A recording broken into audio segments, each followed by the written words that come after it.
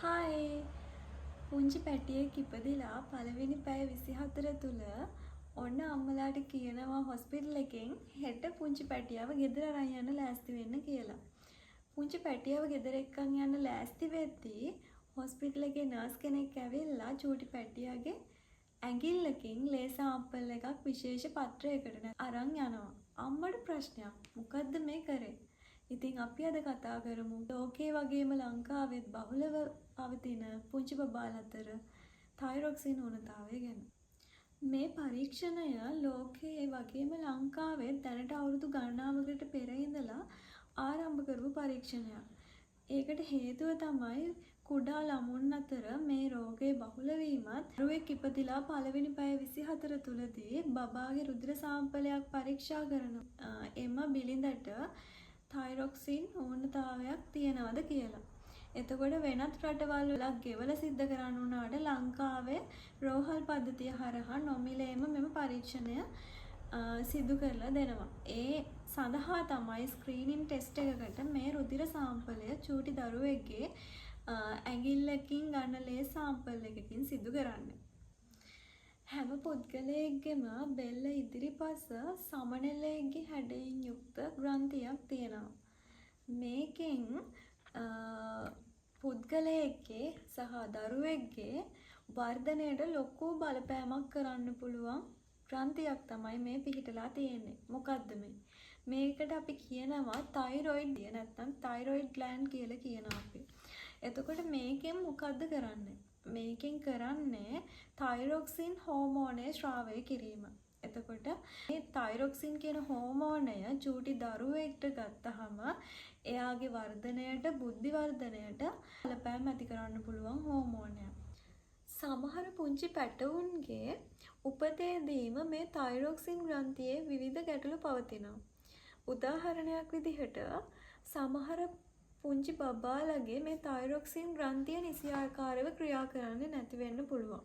එහෙම නැත්නම් මෙම තයිරොයිඩ් ග්‍රන්ථියෙන් නිපදවන හෝමෝන ප්‍රමාණය එයාගේ වර්ධනයට ප්‍රමාණවත් නැති වෙන්න පුළුවන්.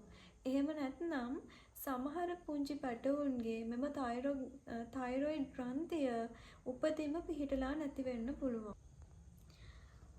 මෙම තයිරොයිඩ් ග්‍රන්ථියේ ගැටලු පවතින පුංචි බිලිඳුන්ට එයාගේ තයිරොක්සින් හෝමෝනය ඇගේ ප්‍රමාණවත් නෑ කියලා පෙන්වන්න විවිධ ලක්ෂණ අපිට බලා ගන්න පුළුවන්. උදාහරණයක් විදිහට බබාගේ කිරිබීම එන්න අඩු වෙන්න පුළුවන්. ඒ වගේම තමයි බබා වෙනදට වඩා වැඩි වෙලාවක් නිදා ගන්නවා වෙන්න පුළුවන්. වගේම තමයි මේ පුංචි පැටවුන්න වියලීම කියන ලක්ෂණය බලා ගන්න පුළුවන්කම තියෙනවා. ඒ වගේම තමයි මේ තෙල්වල යම් තාක් ප්‍රමාණයකට විශාල තියෙනවා බලා ගන්න පුළුවන්කමක් තියෙනවා. මෙම තයිරොයිඩ් ග්‍රන්ථිය මගින් නිපදවන තයිරොක්සින් හෝමෝනය යම්කිසි චූටි පැංචෙක්ගේ ඇඟේ අඩු වෙන්න එයාගේ ක්‍රියාකාරීත්වයේ සහ වර්ධනයේ ලොකු අඩුපාඩුකම් සිද්ධ වෙන්න පුළුවන්.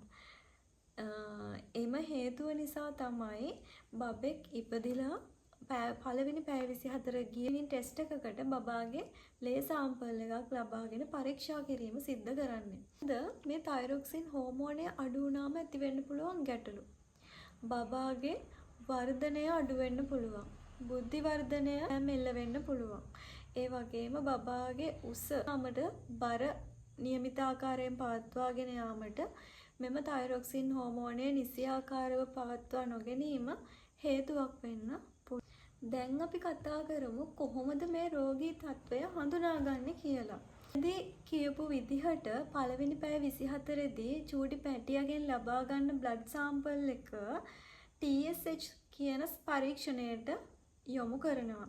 TSH කියන්නේ thyroid stimulation hormone නැත්නම් පුද්ගලයෙක්ගේ පිටියුටරි ග්‍රන්ථියෙන් ස්‍රාවය කරන හෝමෝන් එකක් තමයි TSH කියලා කියන්නේ. එතකොට තයිරොක්සින් හෝමෝනය ස්‍රාවය කිරීමට මේ හෝමෝනය උපකාරී වෙනවා. මේ තයිරොයිඩ් ග්‍රන්ථියේ ගැටලු පවතින චූටි පැටවුන්ගේ ඇඟේ තයිරොක්සින් හෝමෝනය අඩුයි නම් නැත්නම් ඌනතාවයක් තියෙනවා නම් අපිට TSH පරීක්ෂාවේදී බලා ගන්න පුළුවන් වෙනවා එම චූටවුන්ගේ ශරීරයේ TSH ප්‍රමාණය ඉතාම ඉහළ අගයක් තියෙනවා කියලා. ඒ වගේම තවදුරටත් තහවුරු කරගන්න T4 කියන පරීක්ෂණය කරනවා. T4 කියන්නේ තයිරොක්සින් හෝමෝනය කියන එක. එතකොට මේ පරීක්ෂණ දෙක මගින් තහවුරු වුණොත් මේ චූටි පැටියට තයිරොක්සින් ඌනතාවයක් තියෙන බවට ඉතාම ඉක්මනින් ඒ පැටියට තයිරොක්සින් හෝමෝනය බාහිරව ලබා දීම ආරම්භ කළ යුතුයි. තයිරොක්සින් ඌනතාවයෙන් පෙළෙන චූටි පැටියෙක්ට ඖෂධ ලබා දීම නැත්නම් තයිරොක්සින් හෝමෝනය බාහිරව ලබා දීම දෛනිකව අනිවාර්යෙන් සිද්ධ කරන්න ඕන දෙයක්. මොකද ඒ පැටියට අවශ්‍ය කරන හෝමෝන ප්‍රමාණය නිසියාකාරව ශරීරය තුළ නිපද වෙන්නේ නැති හින්දා බාහිර වශයෙන් එම ප්‍රමාණය අච්ච විදිහට වෛද්‍ය නිර්දේශය මත ලබා දීම සිද්ධ කරන්න ඕනේ. මේ තයිරොක්සින් හෝමෝනය දියරමය වශයෙන් ලබා ගන්න බෑ.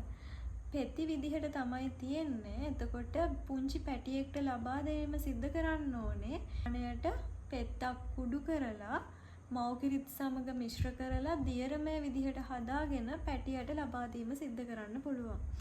ඒ හෝමෝනය ලබා දීලා පැයකට පස්සේ තමයි නැවත කිරිවේල ලබා දීම සිද්ධ කරන්න ඕනේ. ඒ අතරමැද්දේ කිරි දීම සිද්ධ කරන්න එපා. එහෙම වුණොත් හෝමෝනය ඇඟට අවශෝෂණය කර ගැනීමේ බාධා ඇති වෙන්න පුළුවන්.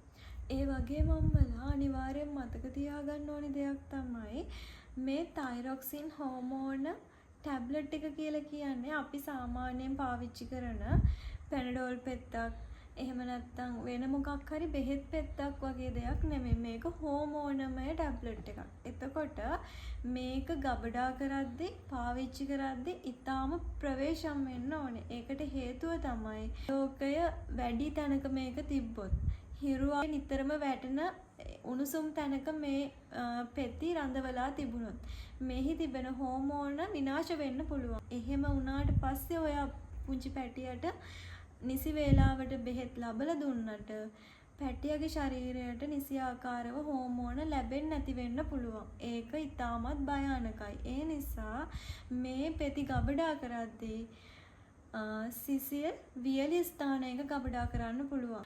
ඔයාලගේ ඇඳුම් අල්මාරිය හොඳම තැනක්. මොකද ආලෝකයේ ඍජුව වැටෙන්නෙත් නැති අවශ්‍ය ප්‍රමාණයට උණුසුමත් රඳවලා තියෙන තැනක් තමයි එතන. එතකොට ඔයාලට ආරක්ෂිතව ඔයාලගේ ටැබ්ලට් රඳවලා තියාගන්න පුළුවන්. උඹලා දුක් වෙනවනේ. තයිරොයිඩ් ග්‍රන්ථියේ ප්‍රශ්න ඇති වුණාම දරුවගේ වර්ධනයට බලපෑමක් ඇති වෙයි කියලා. ඉතින් දරුවගේ ශරීරයේ ඌනතාවයක් විදිහට තියෙන තයිරොක්සින් හෝමෝනය බාහිර වශයෙන් නිසියාකාරව දෛනිකව හරියට බබාට ලැබෙනවා නම් ඒක දරුවගේ වර්ධනයට බුද්ධි වර්ධනයට බලපෑමක් ඇති නොකර දරුවගේ සාමාන්‍ය වර්ධනයට ඒක හේතුවක් කරගන්න පුළුවන්.